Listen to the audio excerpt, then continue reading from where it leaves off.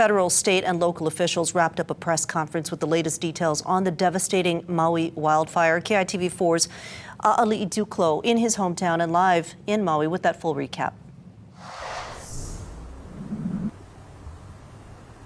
Yeah, Diane, one of the biggest questions here remains, why didn't some residents get notified? Why didn't they hear any sirens or have enough time to evacuate their homes before they went up in flames?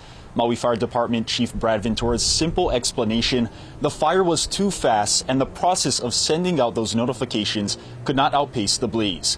Now, we also asked about looting at this press conference, not only in Lahaina, but also in Kula. Maui Police Department Chief John Pelletier said they have not received any reports on that. Governor Josh Green reassuring the public that throughout this entire time, the community has been very peaceful, coordinating very well with each other.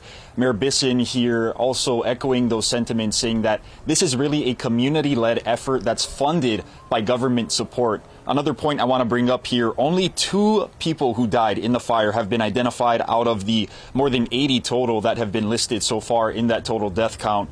Now, throughout the press conference, you could absolutely sense the frustration from members of local government over how some people have been trying to go into that prohibited area without authorization, and that included some members of mainland media, of course. And we want to apologize on behalf of the news outlets here. That is not our intention to offend anyone, of course, as you folks are mourning right now. And I want to point out here too, if you folks have any information that you want to share, any updates that you feel like would be helpful to the public, then please let us know. We're available. You could email us at news@kitv.com. Send us your DMs over Instagram. We'll try to respond to those as quickly as possible. But again, the latest updates from local and federal officials here as they continue to try to address this local crisis. For now, back to you at the desk.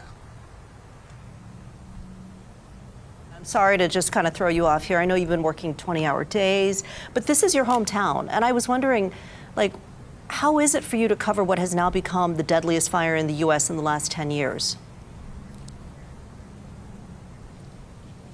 Diane, it's definitely overwhelming. It appears that no one here on Maui has been unaffected. I haven't heard from some of my family members for days in the early parts of this destructive fire. My cousin actually lost his home. Oh. And so, we just really ask for people to be sensitive at this time throughout this situation. Oh,